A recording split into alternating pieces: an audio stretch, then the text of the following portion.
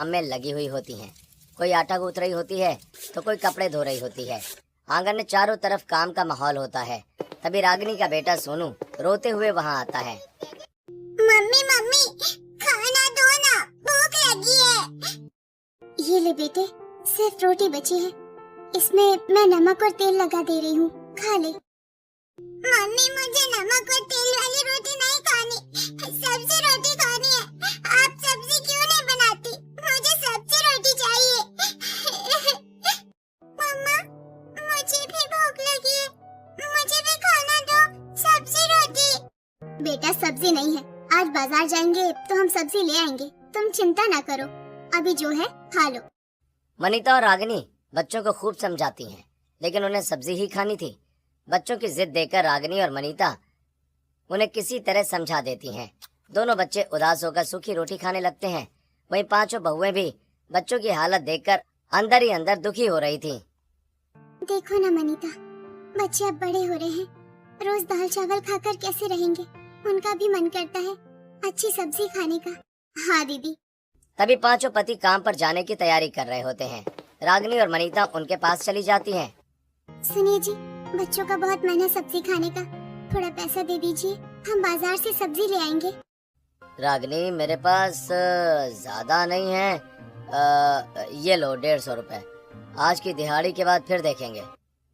मेरे पास भी बस 200 बचे हैं, ले लो, बच्चों का मन टूटना नहीं चाहिए। काश हमारी भी थोड़ी खेती होती तो बच्चों को यूँ तरसना नहीं पड़ता।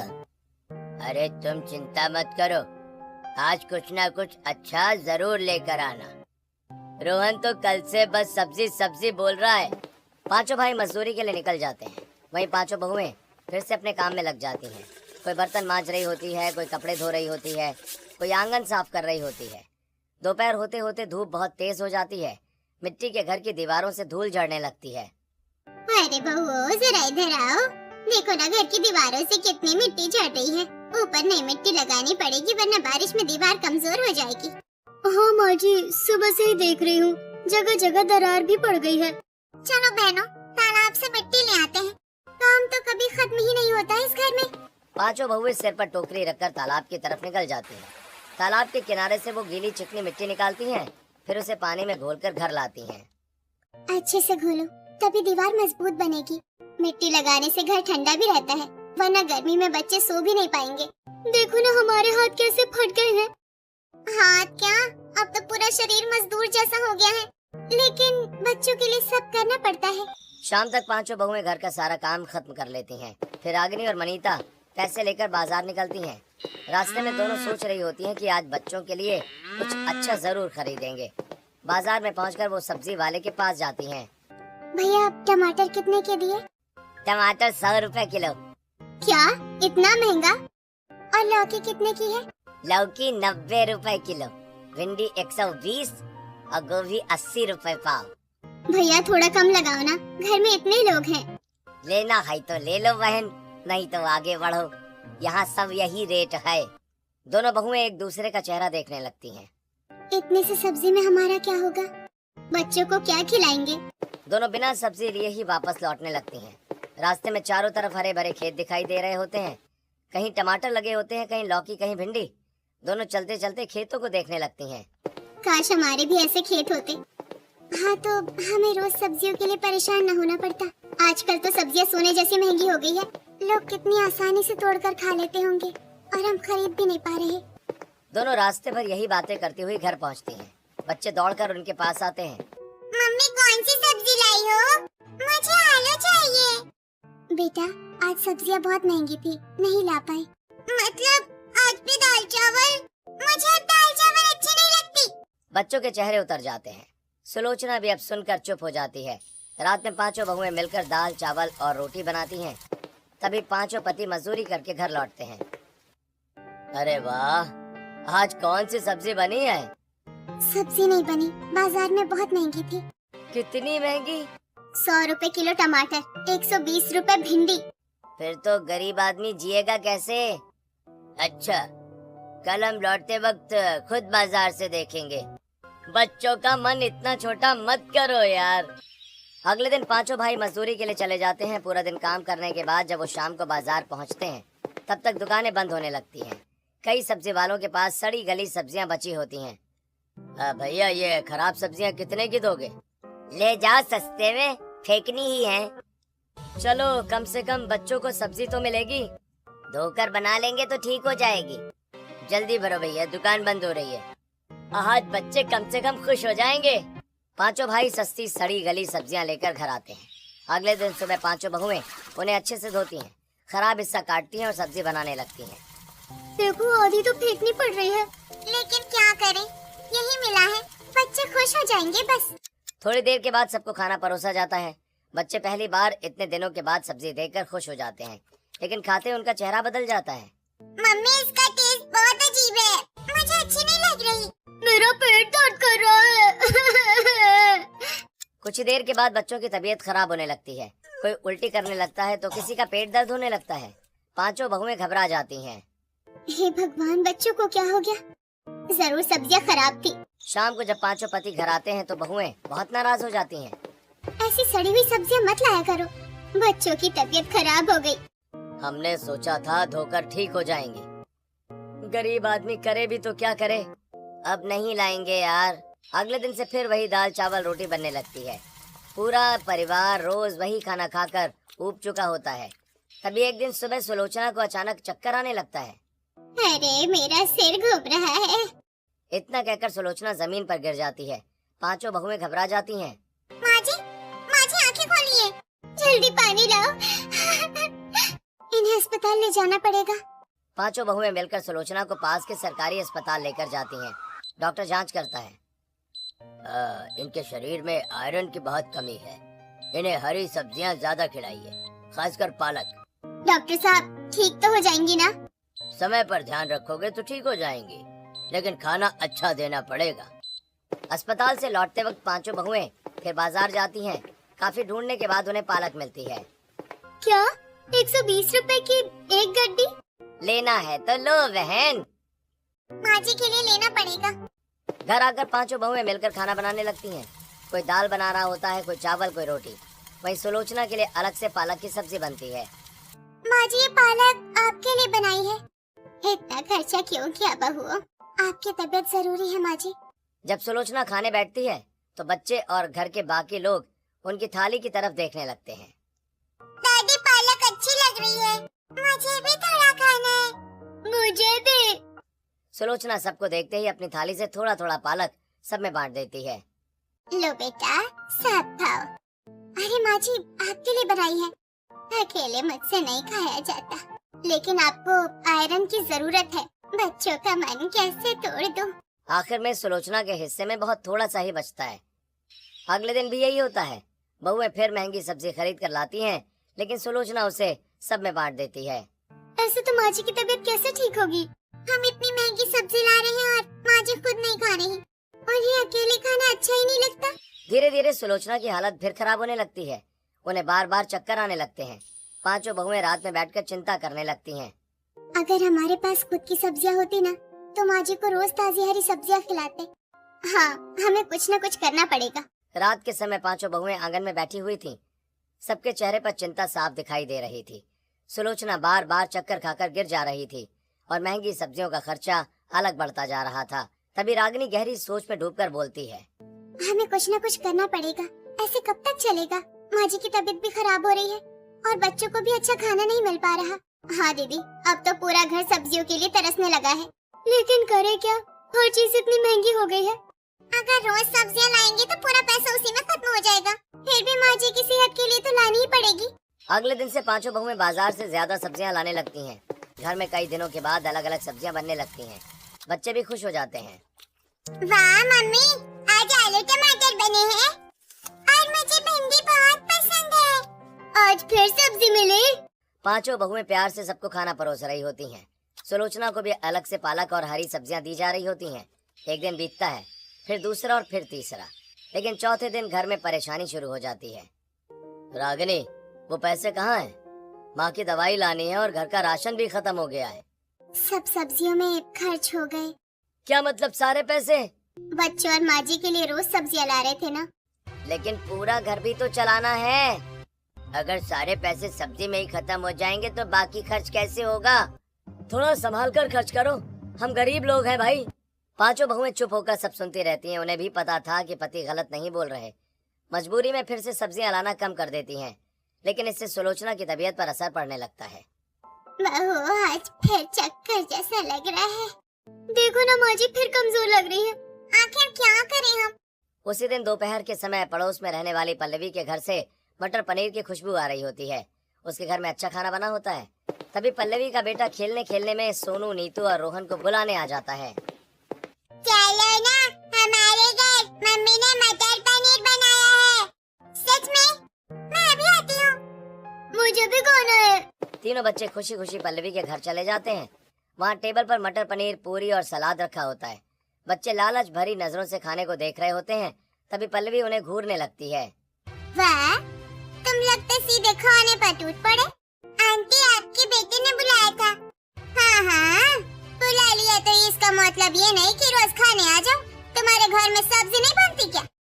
आंटी, ऐसा मत बोलिए।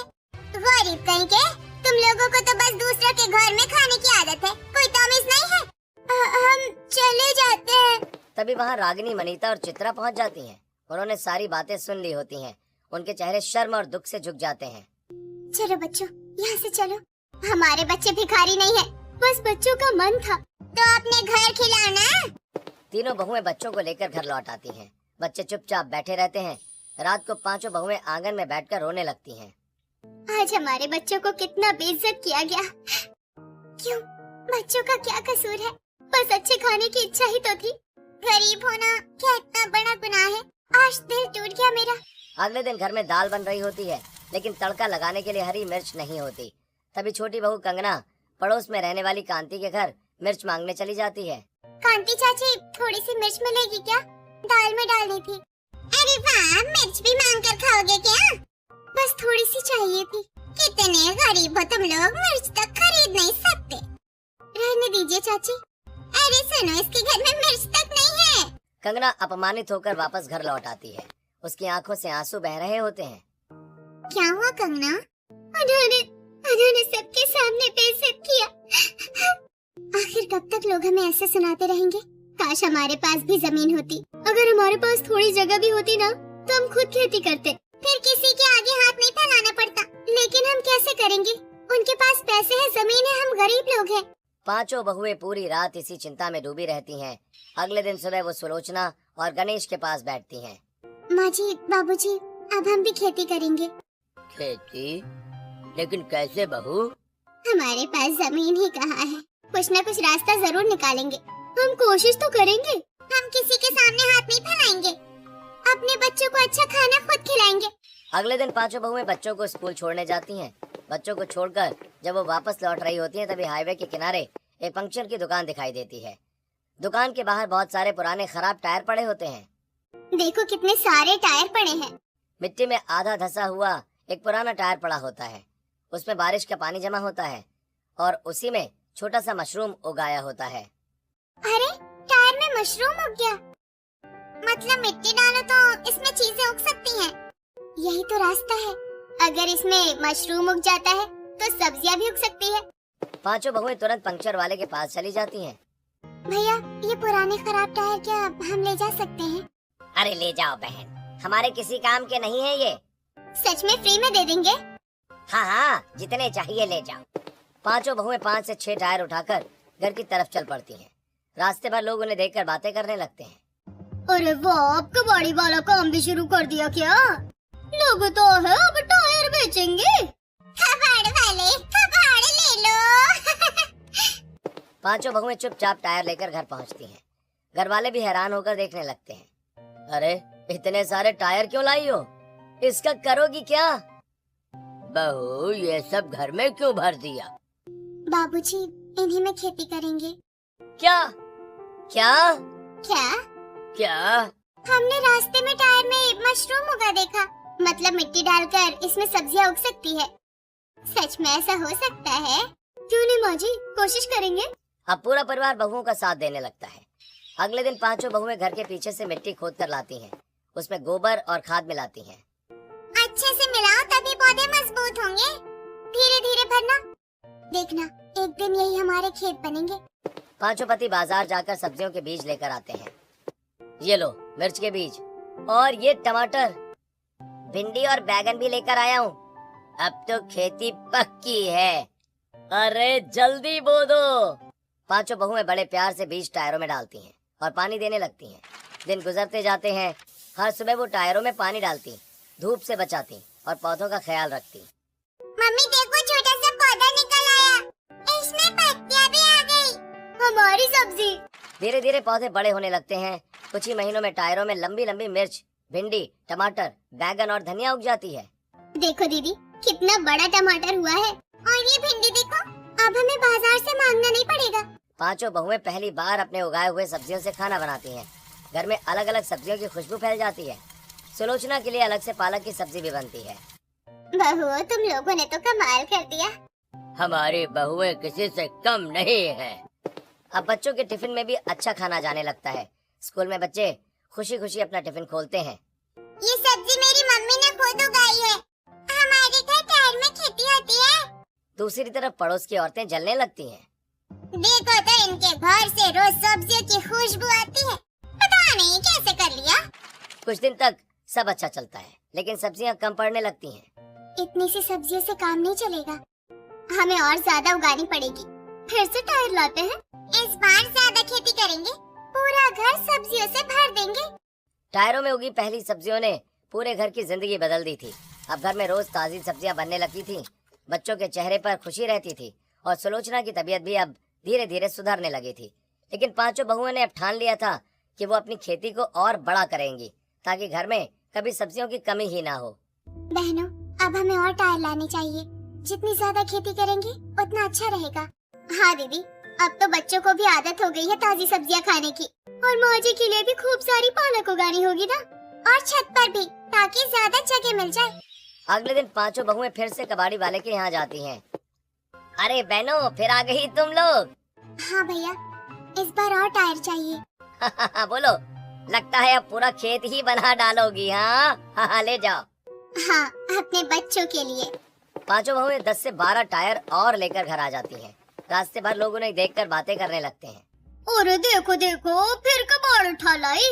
कितने गरीब हैं, बाजार से सब्जी खरीद भी नहीं सकते। अब तो पूरा घर टायरों का गोदाम बन जाएगा। अरे भिखारी लोग, टायर में खेती करेंगे। पांचों बहुएं सब सुनती हैं, लेकिन किसी को कोई जवाब नहीं देती। वो चुपचाप अपने काम में लग जाती हैं। घर के चारों तरफ बांस गाड़े जाते हैं। उन बांसों के सहारे एक के ऊपर एक टायर जमाए जाते हैं। अरे ये तो पूरा मकान जैसा लग रहा है। अब हमारा घर खेत भी बन गया, लेकिन सब्जियां खूब निकलेंगी। भाई हमारी बहुएं कमाल की हैं। पांचों बहुएं मिट्टी में गोबर और खाद मिलाती हैं, फिर हर टायर में मिट्टी भरती हैं। उसके बाद बड़े प्यार से बीज डालती हैं। इसमें टमाटर डाल रही हूँ, और मैं लौकी। ये कद्दू के बीज है। यहाँ भिंडी उगेंगी, और इन 5-6 टायरों में खूब सारी पालक। बच्चे ये सब देखकर बहुत खुश हो जाते हैं। वाह मम्मी, अब तो बहुत सारी सब्जी मिलेंगी। मैं रोज टमाटर खाऊंगी, और मुझे भिंडी चाहिए। भगवान तुम सबको खुश रखे बहू। धीरे धीरे टायरों में पौधे उगने लगते हैं। बांसों के सहारे लौकी और कद्दू की बेलें ऊपर चढ़ने लगती हैं। घर के चारों तरफ हरियाली फैलने लगती है। देखो तो इनके घर जंगल बन गया है, हमसे तो ना हो पाए। लेकिन पांचों बहुएं किसी की बातों पर ध्यान नहीं देती। वो सुबह सुबह उठकर पौधों को पानी देती, सूखे पत्ते हटाती और पौधों की देखभाल करती। कुछ ही हफ्तों में लाल लाल टमाटर, लंबी भिंडी और हरी मिर्च निकलने लगती है। दीदी देखो कितना बड़ा टमाटर हुआ है, और ये लौकी देखो कितनी लंबी। अब तो बाजार जाने की जरूरत ही नहीं पड़ेगी, हमारी मेहनत रंग ला रही है। एक दिन रागिनी ताजे टमाटरों की चटनी बनाती है। पूरे घर में खुशबू फैल जाती है। बच्चे खुशी खुशी खाना खाने बैठते हैं। मम्मी ये टमाटर की चटनी कितनी स्वादिष्ट बनी है, बाजार वाली चटनी से भी ज्यादा अच्छी। हाँ मुझे और चाहिए। अब जब भी पांचों बहुएं खेती करती तो अपने पतियों को खुशी खुशी पौधे दिखाती। देखिए जी कितने सुंदर टमाटर हुए हैं। भाई सच में अब तो हमारा घर भी खेत जैसा लगने लगा है। ये देखो कितनी लंबी भिंडी। गांव वाले भी देखकर हैरान हो जाएंगे। माँ जी के लिए कितनी अच्छी पालक उगी है। बहू, तुम लोगों ने मेरी जिंदगी बदल दी। ऐसे ही दिन बीत जाते हैं। अब घर में खाने भर की सब्जियां आराम से निकल आती हैं, लेकिन पांचों बहुएं चाहती थीं कि कभी भी कमी ना हो। इतनी सब्जियों से अभी काम चल रहा है, लेकिन अगर पौधे खराब हो गए तो हमें और खेती करनी पड़ेगी। इस बार छत पर भी टायर लगाएंगे। अगले दिन पांचों बहुएं फिर से कबाड़ी वाले के यहाँ जाती हैं। इस बार वो और बड़े बड़े टायर लेकर आती हैं। मोहल्ले वाले फिर से बातें करने लगते हैं। अरे, अब छत पर भी खेती होगी क्या?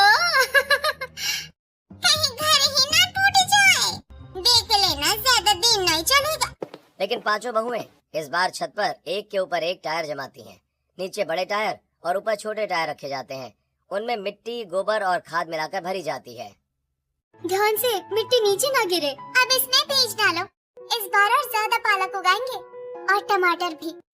अब पांचों बहुएं रोज सुबह और शाम छत पर जाकर पौधों को देखती, लेकिन पड़ोस की औरतें रोज उनकी छत पर झांकती रहती थीं। अरे देखो तो, क्या उगा रही है? इतना मेहनत करके क्या मिलेगा? बाजार से खरीदना आसान है। कुछ दिनों के बाद पौधों के पत्ते हल्के पीले पड़ने लगते हैं। पांचों बहुएं परेशान हो जाती हैं।